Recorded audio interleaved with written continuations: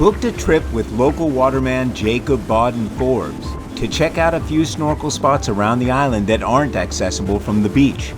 He's a native of the area and knows these waters well. So I've been operating boat from the age of 16 until now. Doing it all your life? All my life, yeah. And I can navigate this water by night. Not long after departing from West End, a shape began to appear on the horizon.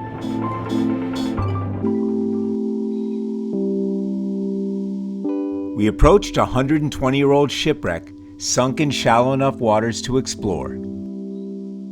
On August 18, 1899, the Snyg, as she was called, was hauling livestock under a Greek flag to the mainland when a fierce windstorm pushed her over the reef. With help from local residents, all were saved, and what was left behind was, as always happens, reclaimed and turned by nature into a thing of beauty.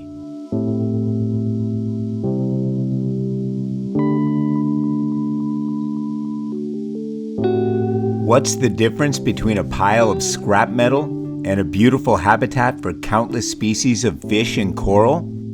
About 120 years of work by nature to reclaim what's theirs.